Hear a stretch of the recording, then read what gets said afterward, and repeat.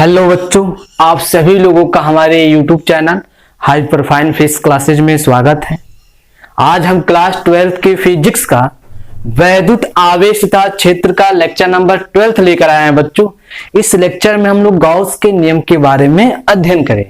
हालांकि बच्चों, हम लोग गाउस के नियम से संबंधित कुछ बेसिक टर्म प्रीवियस लेक्चर में कर चुके हैं, जैसे कि क्षेत्रफल सदिश क्या होता है, घनकोण क्या होता है, वैद्युत फ्लक्स क्या होता है। ये सभी बातें हम लोग प्रीवियस लेक्चर में कर चुके हैं। तो क्षेत्रफल सदिश क्या होता है बच्चों, हमने क्या बताया? हमने क्षेत्रफल सदिश यह बताया है कि क्षेत्रफल सदिश वह सदिश होता है जो परिमाण में उस पृष्ठ के क्षेत्रफल के बराबर और दिशा अभिलंबवत रखता है। यानी बच्चों, जो क्षेत्रफल सदिश यश होता है परिमाण में उस पृष्ठ के बराबर क्षेत्रफल रखता है और दिशा क्या होता है उसकी अभिलंबवत होती है। अब बच्चों, किसी समतल पृष्ठ की दिशा की बात की जाए तो उसकी दो दिशाएं हो सकती, एक अभिलंबवत ऊपर की तरफ, दूसरा अभिलंबवत नीचे की तरफ। निर्भर करता है कि बच्चों आप क्षेत्रफल सदिश को किस ओर डिफाइन कर रहे हैं। यदि आप पृष्ठ के ऊपर क्षेत्रफल सदिश को डिफाइन कर रहे हैं तो दिशा अभिलंबवत ऊपर की तरफ होगा, नीचे डिफाइन कर रहे हैं तो दिशा अभिलंबवत नीचे की तरफ होगा। ठीक है बच्चों। दूसरा बच्चों हमने बताया था घनकोण। क्या बताया था?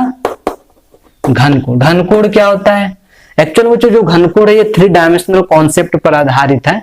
इसको हमने बच्चों यह बताया था कि मान लीजिए मेरे पास कोई एक गोला है, उस गोले के पृष्ठीय अवयव द्वारा उसके केंद्र पर अंतरित शंकु कोण घनकोण कहलाता था बच्चों। जैसे मान लीजिए बच्चों कि मेरे पास कोई गोले का केंद्र वो है और एक पृष्ठीय क्षेत्रफल मान लीजिए गोले का बच्चों मेरे पास ds यहां पर है। ठीक है, तो इस पृष्ठीय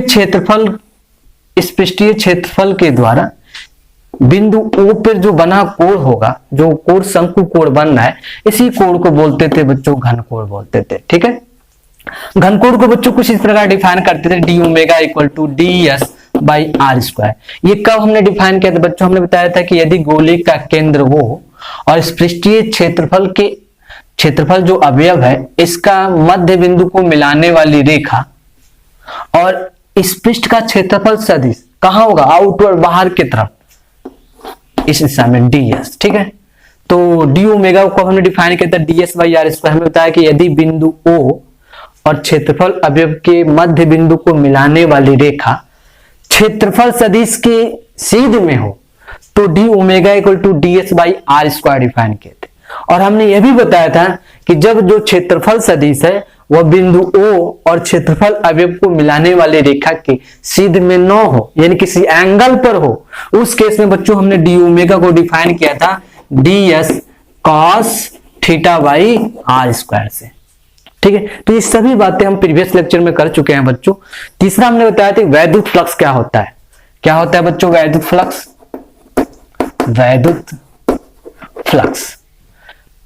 वैद्युत फ्लक्स जो होता है बच्चों हमने बताया था कि किसी समतल पृष्ठ से गुजरने वाली वैद्युत बल रेखाओं की संख्या उस पृष्ठ से संबंध वैद्युत फ्लक्स कहलाते हैं, जिसे फाई से दिखाया जाता है। इसका गणितीय रूप बच्चों हमने दिखाया था E डॉट यस, यानी दो सदिशों का अदिश गुणनफल है बच्चों। इसको हम ऐसे भी लिख सकते हैं ES cos थीटा। ये जो फ्लक्स की वैल्यू बच्चों हमने लिखा है ये किसी समतल पृष्ठ के लिए लिखा है। हमने यह भी बताया था कि यदि कोई बंद पृष्ठ हो या वक्रित पृष्ठ हो तो उससे संबंधित जो फ्लक्स की गणना करते हैं बच्चों इंटीग्रल E डॉट ds से करते हैं। ये सभी बातों बच्चों हम प्रीवियस लेक्चर में कर चुके हैं। हालांकि हमारा मुद्दा ये नहीं है, हमें जानना है कि गॉस का नियम क्या है। ठीक है, तो बच्चों कापी कलम निकाल ले और नोट्स बनाना स्टार्ट करें। आप हेडिंग लगाएंगे गॉस का नियम। ठीक है, हमारा जो हेडिंग होगा बच्चों गॉस का नियम होगा। ठीक है, हेडिंग हो जाएगा गॉस का नियम, गॉस का नियम, गॉसेस लॉ, गॉसेस लॉ। ठीक है बच्चों, अब हेडिंग लगाएंगे गॉस का लॉ। समझे कि गॉस का लॉ क्या होता है। एक्चुअल में बच्चों जो गॉस का लॉ है, मतलब जो गॉस का नियम है, यह किसी बंद पृष्ठ से संबंधित फ्लक्स और उस पृष्ठ के द्वारा परिबद्ध कुल आवेश के बीच जो संबंध होता है उसके बारे में बताता है। इसकी डेफिनेशन की बात की जाए बच्चों तो इस नियम के अनुसार उसका डेफिनेशन जो बनेगा बच्चों, निर्वात अथवा वायु में किसी बंद पृष्ठ से गुजरने वाली वैद्युत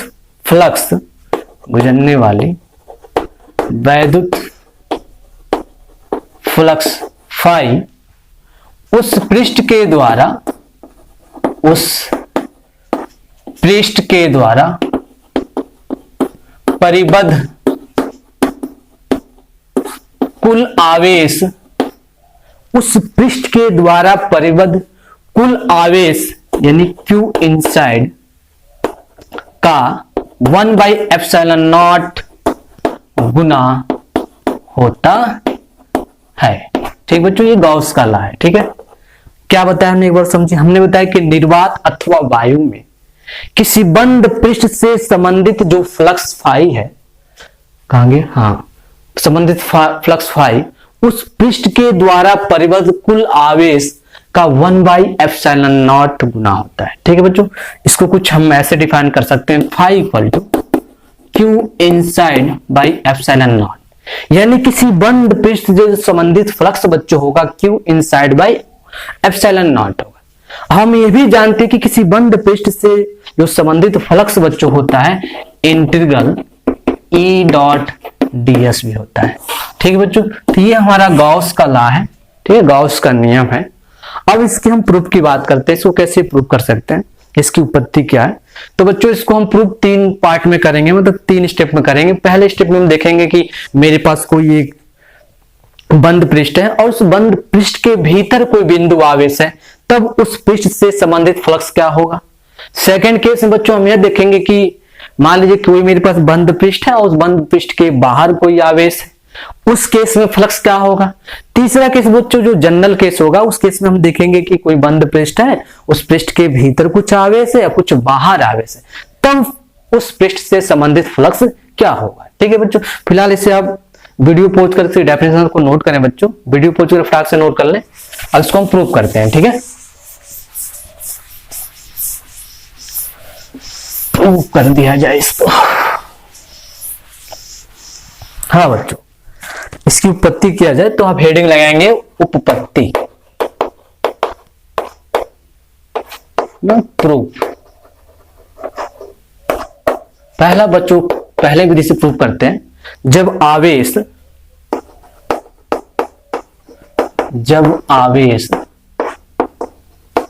किसी बंद पृष्ठ के भीतर स्थित हो तो, ठीक है बच्चों, मान लीजिए कि बच्चों मेरे पास एक बंद पृष्ठ यस है और इसके भीतर एक बिंदु हम कैपिटल ओ ले लेते हैं। ठीक है, और बिंदु ओ पर एक धनावेश क्यू रख देते हैं बच्चों, जो एक बिंदु आवेश है, और इस पृष्ठ पर एक हम क्षेत्रफल अवयव ds ले लेते हैं। ये बच्चों हम ds ले लेते हैं इसके पृष्ठ पे। ठीक है, और इस पृष्ठीय क्षेत्रफल की दिशा अभिलंबवत बाहर की तरफ होगी।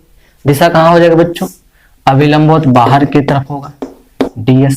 ठीक है, इसके मध्य बिंदु को दिखा देते हैं बच्चों P। ठीक है, थोड़ा सा बच्चों फिगर के बारे में लिख लें।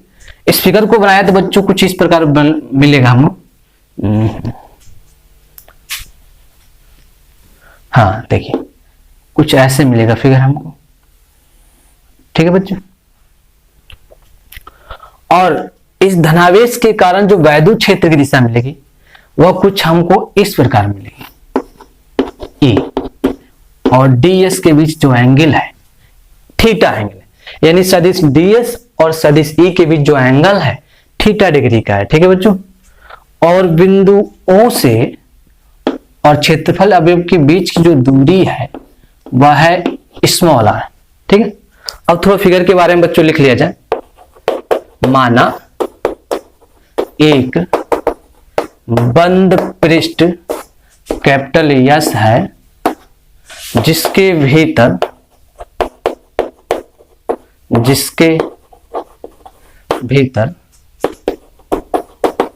बिंदु O पर एक बिंदु आवेश क्या है, प्लस क्यू है। ठीक है, प्लस क्यू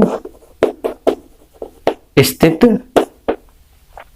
हाँ, एक बिंदु आवेश प्लस क्यू स्थित है। ठीक है बच्चों, अब बच्चों हमारा काम है कि इस बिंदु आवेश के कारण बिंदु P पर वैद्युत क्षेत्र की तीव्रता ज्ञात करना। हालांकि बच्चों एक बिंदु आवेश है, अब बिंदु आवेश को हम लोग बिंदु आवेश के कारण किसी बिंदु पर वैद्युत क्षेत्र की तीव्रता ज्ञात करना हो तो सिंपल हम कूलाम के नियम से ज्ञात कर सकते हैं। तो इस धनावेश के कारण बिंदु P पर जो वैद्युत क्षेत्र की तीव्रता बच्चों मिलेगी कितनी हो जाएगी, कूलाम के नियम से क्या हो जाएगा, प्लस क्यू आवेश के कारण बिंदु P पर वैद्युत क्षेत्र, वैद्युत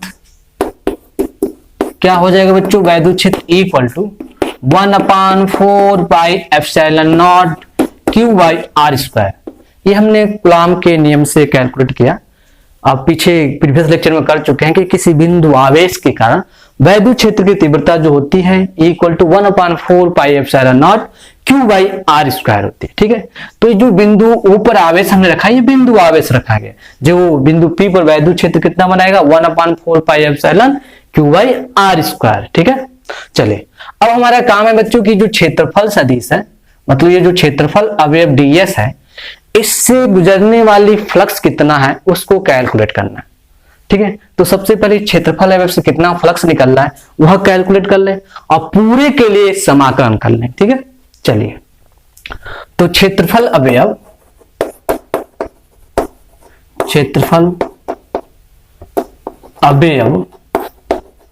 ds से संबंध फ्लक्स कितना हो जाएगा, छोटा सा क्षेत्रफल अवयव है तो छोटा सा फ्लक्स मिलेगा डी फाई। हमें क्या हो जाएगा बच्चों, डी फाई इक्वल टू हो जाएगा E डॉट ds हो जाएगा। अब बच्चों हम देख रहे हैं कि E और ds के बीच एंगल कितना है, थीटा। दो सदिशों का अदिश गुणनफल, तो इसे लिख सकते हैं E ds cos थीटा लिख सकते हैं। ठीक है, चूंकि बच्चों हमें पूरे इस पृष्ठ के वजह से फ्लक्स बताना है तो क्या हो जाएगा, संपूर्ण पृष्ठ से संबंध फ्लक्स क्या हो जाएगा, पूरे पृष्ठ के लिए बच्चों क्या करना पड़ेगा, समाकलन करना पड़ेगा। कर दीजिए समाकलन, तो क्या हो जाएगा डी फाई इक्वल टू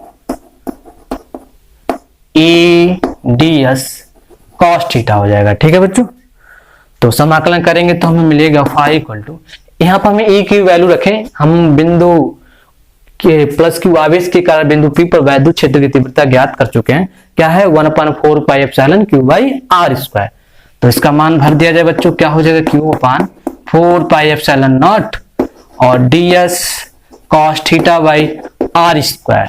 ठीक है, जो इसमें अचर पद है बच्चों बाहर ले लिया जाए तो फाई इक्वल टू में क्या मिलेगा Q/4πε0 और अंदर मिल जाएगा हमको ds cos θ/r²। और ds cos θ/r² को बच्चों क्या बोला जाता है, d ओमेगा। हम आपको बता चुके हैं कि ds cos घनकोण के केस में हमने बताया था कि जब बिंदु O और क्षेत्रफल सदिश को मिलाने वाली रेखा के छेद में न हो तो ds cos θ/r² को d ओमेगा लिख सकते हैं, ये आप जान चुके हैं बच्चों। ठीक है, ds cos θ/r² के जगह पे क्या लिख सकते हैं, d ओमेगा लिख सकते हैं। ठीक है, d ओमेगा क्या है, घनकोण है, तो लिखेंगे तो क्या हो जाएगा Q/4πε0 और क्या हो जाएगा d ओमेगा। ये d ओमेगा इस छोटे से भाग में बनने वाला घनकोण है। ठीक है बच्चों, अब इस समाकलन क्या बता रहा है, पूरे गोले की बात कर रहा है। गोले की वजह से जो उसके केंद्र में बनने वाला घनकोण होता है 4π स्टेरेडियन का होता है। ठीक है बच्चों, तो क्या हो जाएगा Q/4πε0 इंटू 4π, 4π से 4π क्या हो जाएगा, कैंसिल हो जाएगा। तो फाइनली जो फ्लक्स आपको बच्चों मिल जाएगा Q/ε0। ये जो फ्लक्स बच्चों मिला है इस पूरे पृष्ठ से संबंधित फ्लक्स है Q/ε0। ये बच्चों हमने जो फ्लक्स की गणना किया है ये हमने तब बताया है कि जब आवेश पृष्ठ के भीतर किसी बिंदु पर स्थित हो तब फ्लक्स जो हमें मिलेगा Q/ε0 मिलेगा। ठीक है, फिलहाल इसे नोट करें। अगले केस को हम समझें क्या होता है। वीडियो पहुंच और फटाक से बच्चों नोट कर लें इसे। अगला केस हम जानेंगे कि जब आवेश पृष्ठ के बाहर हो तब फ्लक्स क्या होगा। ठीक है बच्चों, वीडियो पहुंच कर फटाक से नोट करें आप इसे।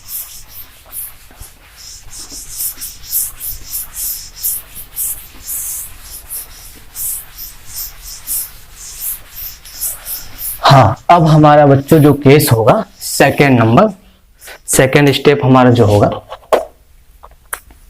हाँ, जब आवेश किसी बंद पृष्ठ के बाहर स्थित हो तो, ठीक है बच्चों, मान लीजिए कि मेरे पास एक बंद पृष्ठ बच्चों यस है, ठीक है, और इस बंद पृष्ठ के बाहर कोई बिंदु O है और इस पर एक धनावेश Q रख दिया, ठीक है, तब आपको बताना है कि इस पृष्ठ से संबंधित फ्लक्स की वैल्यू कितनी होगी।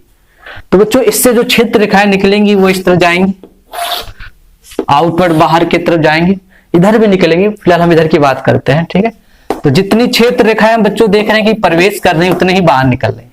देख रहे हैं 3 क्षेत्र रेखाएं बच्चों प्रवेश कर रही है, 3 ही बाहर भी निकल रही है। और बच्चों हम जानते हैं कि किसी पृष्ठ में जब क्षेत्र रेखाएं प्रवेश करती हैं तो उससे संबंधित जो फ्लक्स होता है निगेटिव होता है, और जब किसी पृष्ठ से क्षेत्र रेखाएं बच्चों बाहर निकलती हैं उससे संबंधित जो फ्लक्स होता है पॉजिटिव होता है। तो बच्चों हम देख रहे हैं जितनी क्षेत्र रेखाएं प्रवेश कर रही है उतने ही बाहर निकल रही है, तो इस पृष्ठ से संबंधित जो टोटल फ्लक्स बच्चों हो जाएगा 0 हो जाएगा, जितना अंदर गया उतना ही बाहर निकल गया। ठीक है बच्चों, तो क्या हो जाएगा, संपूर्ण पृष्ठ से संबंध वैद्युत फ्लक्स क्या हो जाएगा, 0 होता है। संपूर्ण पृष्ठ से संबंधित जो वैद्युत फ्लक्स बच्चों हो जाएगा वो 0 हो जाएगा। ठीक है, तो इसे लिख सकते हैं बच्चों phi equal to integral E dot ds equal to क्या हो जाएगा, 0। कब, जब आवेश किसी पृष्ठ के बाहर होगा तब हमें जो फ्लक्स की वैल्यू मिलेगी बच्चों क्या हो जाएगा, 0 है ना। इस संपूर्ण पृष्ठ से जो संबंधित फ्लक्स हो जाएगा बच्चों वो 0 होता है। ठीक है, अगला केस बच्चों हम जानेंगे। अगला केस जनरल केस होगा, कोई हमारे पास बंद पृष्ठ होगा, उस बंद पृष्ठ के भीतर कुछ आवेश होंगे कुछ बाहर होंगे, तब बच्चों देखेंगे कि फ्लक्स की वैल्यू कितनी आती है। ठीक है, चलिए इसे फटाक से आप नोट कर लें वीडियो पॉज करके बच्चों। ठीक है,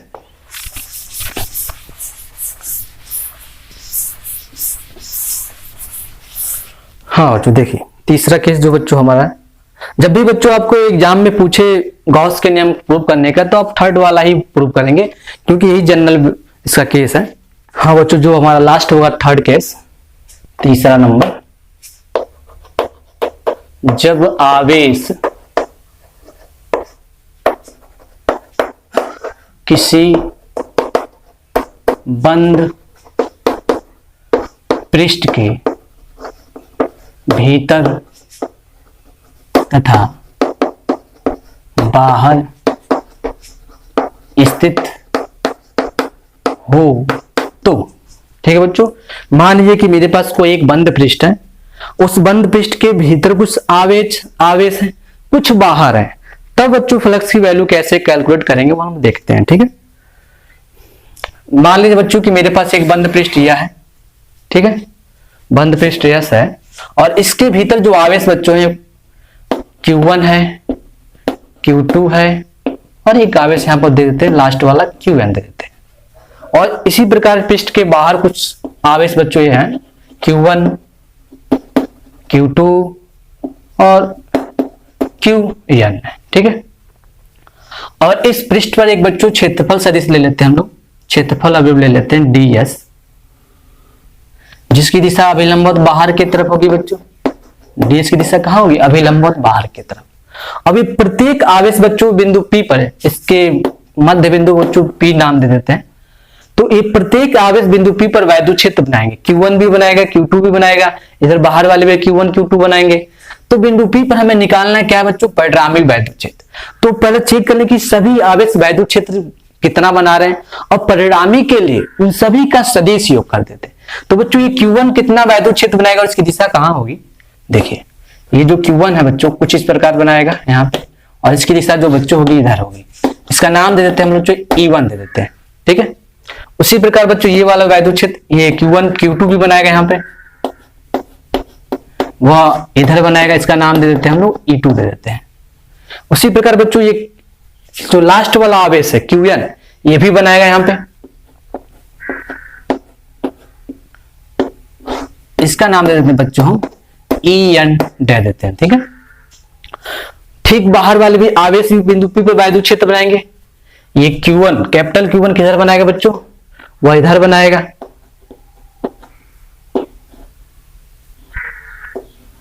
ये दिशा बनाएगा बच्चों वह, इसका नाम दे देते हैं बच्चों हम E1 डैश दे देते हैं, ठीक है बच्चों।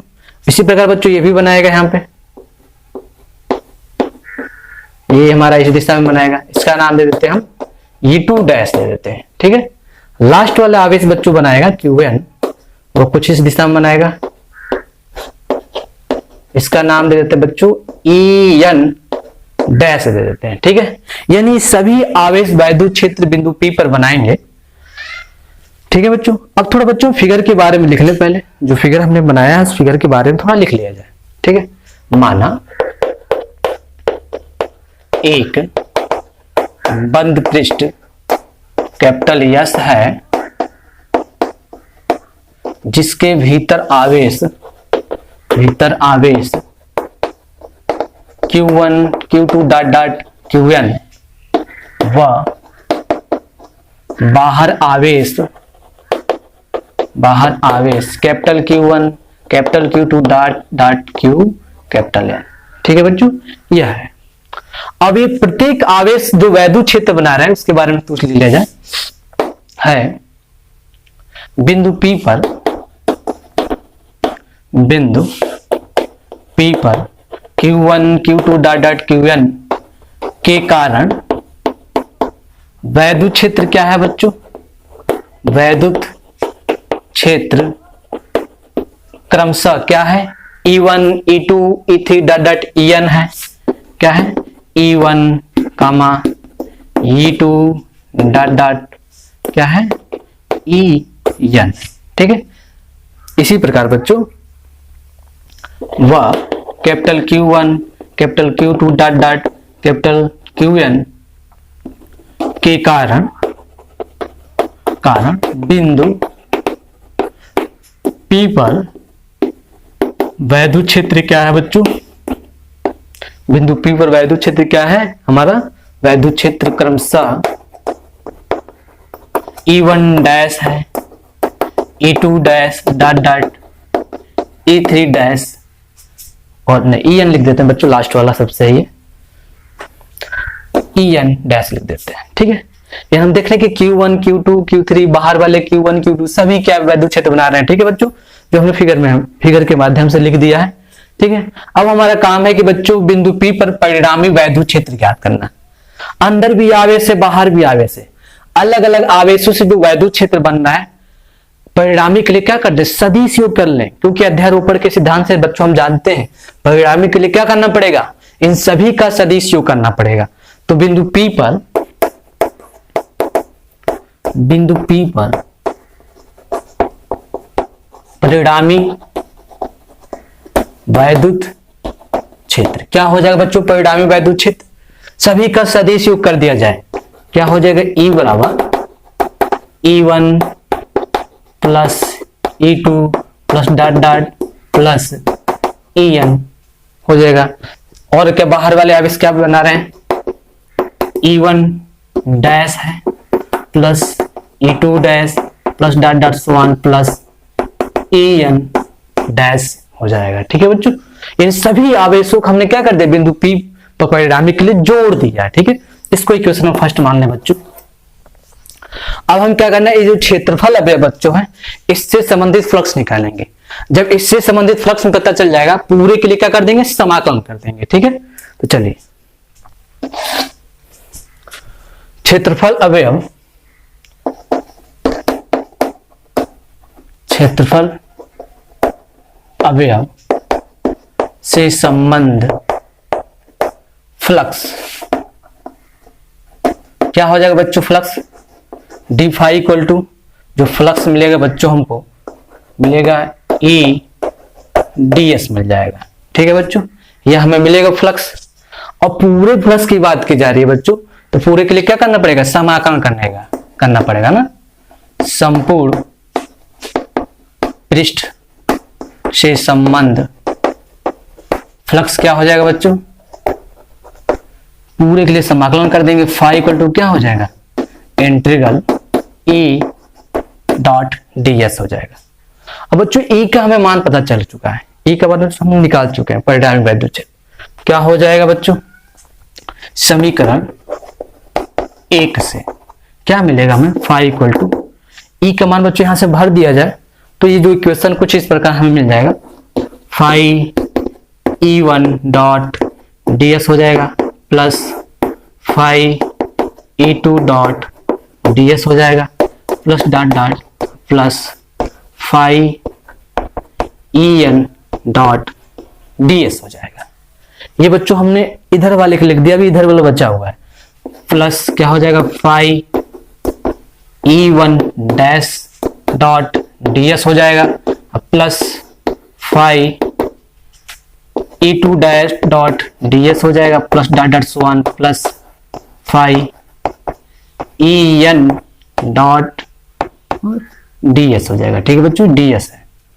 तो ये बच्चों हो जाएगा टोटल फ्लक्स हो जाएगा हमारा। हम देख रहे हैं बच्चों ये जो फ्लक्स है जो E1 डॉट डी एस है वह Q1 से संबंधित फ्लक्स है, E2 डॉट डी एस है वह इस Q2 से संबंधित फ्लक्स है, EN डॉट डी एस है वह लास्ट वाले आवेश से संबंधित फ्लक्स है। ठीक है, उसी प्रकार बच्चों जो बाहर आवेश है Q1 से संबंधित फ्लक्स यह है, Q2 से संबंधित फ्लक्स यह है और Q1 से संबंधित फ्लक्स जो बच्चों यह है। तो बच्चों हम इससे जो संबंधित फ्लक्स से लिख सकते हैं फाई इक्वल टू इससे संबंधित फ्लक्स क्या हो जाएगा, किसके लिए, Q1 के लिए।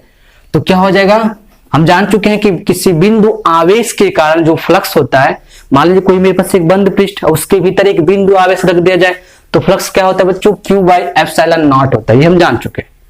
तो क्या हो जाएगा, Q1 के वजह से Q1 बाई क्या हो जाएगा, एप्सिलॉन नॉट हो जाएगा। इसके वजह से क्या हो जाएगा, ये सेकंड के वजह से Q2 बाई एप्सिलॉन नॉट हो जाएगा।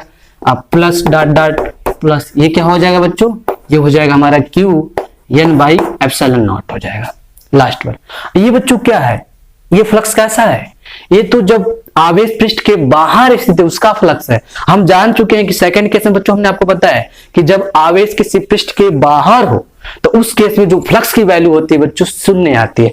तो इस आवेश के लिए Q1 Q2 Q1 के लिए जो फ्लक्स की वैल्यू आएगी बच्चों क्या आएगी, शून्य आ जाएगी। यानी बच्चों ये जो वैल्यू है इसके लिए क्या हो जाएगा, शून्य हो जाएगा क्योंकि इनसे जो संबंधित फ्लक्स बच्चों है शून्य है।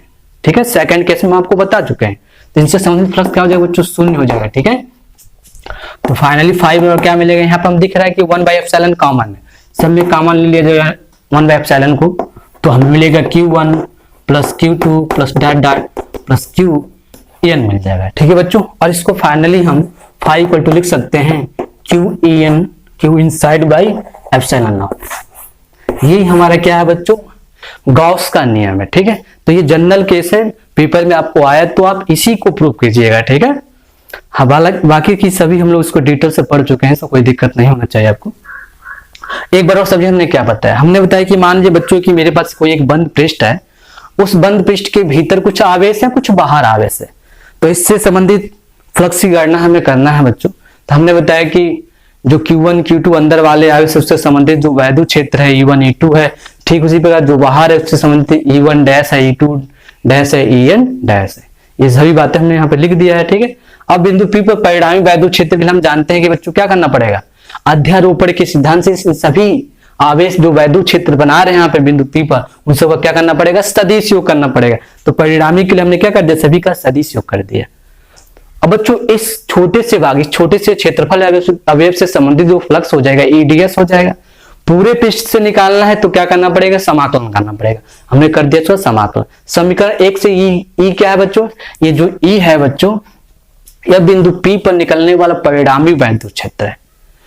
अंदर वाले आवेश कितना बना रहे, बाहर वाले आवेश कितना बना रहे, उन सभी का परिणामी है बच्चों, ठीक है। ई क्या है, परिणामी वैद्युत क्षेत्र। ये अंदर वाला आवेश के वजह चाहे बाहर वाला आवेश के वजह नहीं है, ये परिणामी वैद्युत क्षेत्र है, ठीक है बच्चों।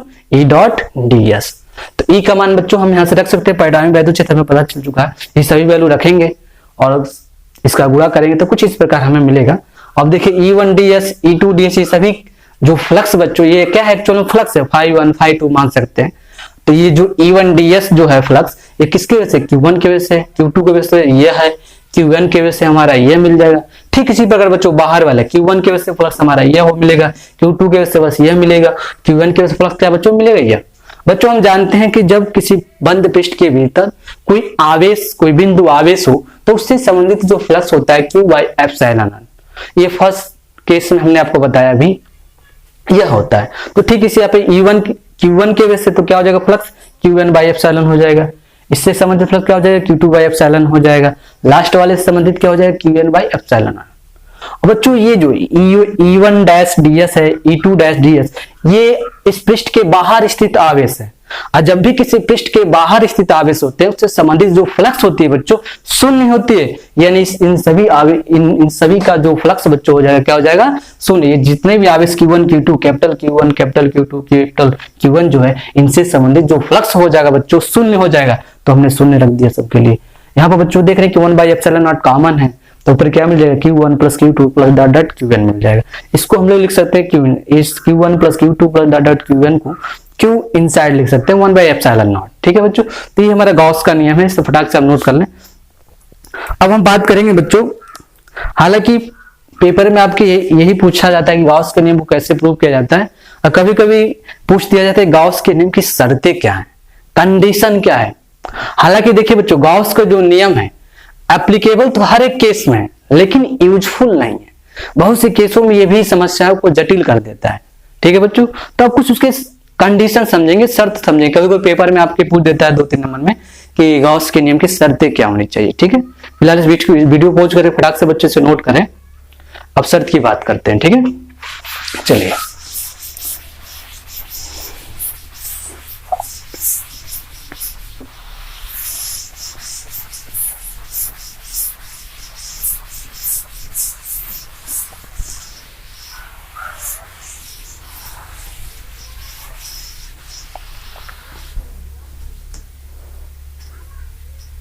हाँ बच्चों, शर्त जो होगा पहला है, पहले शर्त की बात करते हैं। यहां पे जो Q इनसाइड हमने लिखा था बच्चों, Q इनसाइड बंद पृष्ठ के भीतर सभी आवेशों का बीज गणितीय योग होता है। यानी बच्चों जो हमने लास्ट में इक्वेशन लिखा था φ = Q inside by epsilon not, ये जो Q इनसाइड है उस पृष्ठ के भीतर धनावेश और ऋणावेश, उन सभी आवेशों का बीज गणितीय योग होता है, ठीक है बच्चों। यानी पृष्ठ के अंदर धनावेश भी हो सकते हैं, ऋणावेश भी हो सकते हैं, है ना। तो उस पृष्ठ के द्वारा कितना आवेश बंधा हुआ है वह होता है Q इनसाइड, ठीक है बच्चों। तो बंद पृष्ठ के भीतर सभी आवेशों का बीज गणितीय योग होता है Q इनसाइड, ठीक है। सेकंड पॉइंट जो होगा बच्चों हमारा, गॉस का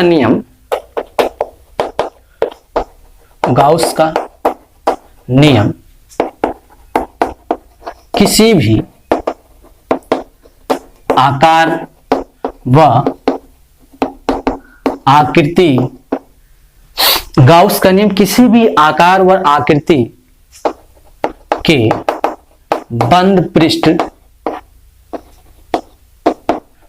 पृष्ठ के लिए सत्य है। कहने का मतलब यह है कि बच्चों जो गॉस का नियम है वो जो बंद पृष्ठ बनता है वो किसी भी आकार का, किसी भी आकृति का हो सकता है। जैसे मान लीजिए कोई आयत हो जाए, चाहे कोई एक क्यूब हो जाए, किसी भी, कोई शेप फिक्स नहीं है बच्चों, ठीक है। किसी भी शेप चाहे कोई सिलेंडर हो जाए, चाहे कोई गोला हो जाए, ठीक, चाहे किसी भी शेप का हो जाए, ठीक है, किसी भी शेप का हो सकता है। और इसके साइज की बात की जाए, साइज कोई फिक्स नहीं है, छोटा बड़ा कुछ भी हो सकता है, ठीक है, चाहे कोई त्रिभुज हो जाए, किसी भी शेप में हो सकता है ना। तो गॉस का नियम इन बातों पर निर्भर नहीं करता है कि उनका आकार कैसा है, बड़ा है कि छोटा है, आकृति कैसा है, बेलन है कि त्रिभुज है, क्यूब है, गोला है, ठीक है, कैसा भी हो सकता है, ठीक है बच्चों। सेकंड केस की, सेकंड पॉइंट की बात की जाए, गॉस का नियम, गॉस का नियम बंद पृष्ठ के भीतर स्थित आवेश पर निर्भर नहीं करता है। मतलब यह कि बच्चों इस बंद पृष्ठ के भीतर कहीं भी आवेश हो, चाहे आवेश बच्चों यहां पर हो, चाहे सेंटर पे हो, चाहे नीचे आवेश हो, कहीं भी आवेश हो, कहीं भी आवेश बच्चों हो, हर एक केस में जो संबंधित फ्लक्स बच्चों मिलेगा Q/ε0 ही होगा। यानी आवेश का स्थिति कहीं भी हो, यहां हो, यहां हो, कहीं भी हो, कहीं भी हो, किसी भी फ्लक्स पर ऊपर नीचे कहीं भी हो, हर एक केस से संबंधित जो फ्लक्स बच्चों होगा गॉस के नियम के अनुसार Q/ε0 ही होगा, ठीक है। Q इनसाइड होता है ना, Q इनसाइड है, ठीक है। जो संबंधित फ्लक्स जो बच्चों होगा वह होगा Q inside/ε0, ठीक है। आवेश की स्थिति पर निर्भर नहीं करता है, ठीक है, गॉस का नियम। तीसरा है ना, ये चौथा पॉइंट हमारा जो होगा बच्चों, हाँ बच्चों, चौथा पॉइंट जो हमारा होगा, वैद्युत फ्लक्स का मान, वैद्युत फ्लक्स का मान बंद पृष्ठ के बाहर, बंद पृष्ठ के बाहर स्थित आवेश पर निर्भर नहीं करता है। मतलब यह कि बच्चों मान लीजिए आपके पास कोई बंद पृष्ठ है और इसके बाहर एक क्यू आवेश है, तो जो फ्लक्स की वैल्यू होती है बच्चों, जब बंद पृष्ठ के बाहर कोई होता है तो उससे उसको फ्लक्स से कोई मतलब नहीं होता है। यानी किसी बंद पृष्ठ के बाहर कोई आवेश है तो उससे जो संबंधित फ्लक्स जो बच्चों होता था शून्य होता था। हमने सेकंड केस में ये बताया आपको, जितनी फ्लक्स रेखाएं अंदर जा रही उतनी बाहर निकल रही, जितनी क्षेत्र रेखाएं अंदर जा रही उतनी ही बाहर निकल रही, नेट फ्लक्स क्या होता था, शून्य होता था। तो यहाँ पर हमने चौथा पॉइंट लिखा है, वैद्युत फ्लक्स का मान बंद पृष्ठ के बाहर स्थित आवेश पर निर्भर नहीं करता, ठीक है। आवेश क्या है उससे कोई मतलब नहीं इसको, ठीक है। हाँ बच्चों, पांचवा पॉइंट जो होगा, वैद्युत क्षेत्र का गणना करने के लिए जिस काल्पनिक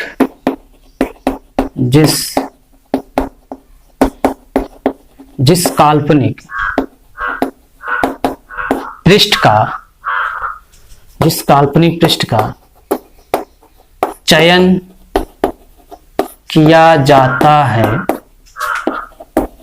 गाउसियन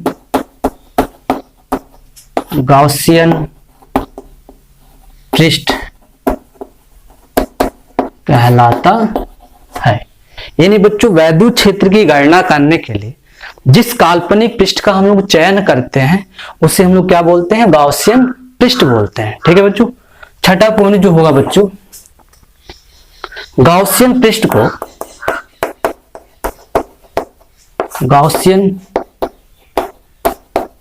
को ऐसे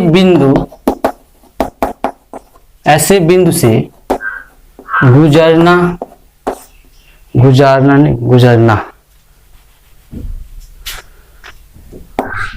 गुजरना चाहिए जहां वैद्युत क्षेत्र ज्ञात करना है, ठीक है बच्चों। गाउसियन पृष्ठ को ऐसे बिंदु से गुजरना चाहिए जहां वैद्युत क्षेत्र ज्ञात करना हो, चाहे। जैसे मान लीजिए कि मेरे पास कोई बच्चों एक बिंदु आवेश Q है और इस बिंदु आवेश से स्मॉल r दूरी पे कोई बिंदु P है और बताना है कि वैद्युत क्षेत्र का मान कितना होगा। तो जो गाउसियन पृष्ठ की कल्पना करेंगे बच्चों, इस बिंदु P से होकर जाना चाहिए। ठीक है बच्चों, यानी ये जो हो जाएगा गाउसियन पृष्ठ हो जाएगा। ठीक है, गाउसियन पृष्ठ कहां से गया बच्चों, जहां पे हमें वैद्युत क्षेत्र ज्ञात करना है, यानी बिंदु P पर वैद्युत क्षेत्र ज्ञात करना है, तो जो गाउसियन पृष्ठ होगा बिंदु P से होकर जाएगा। ठीक है, छठा पॉइंट जो होगा बच्चों, सातवां,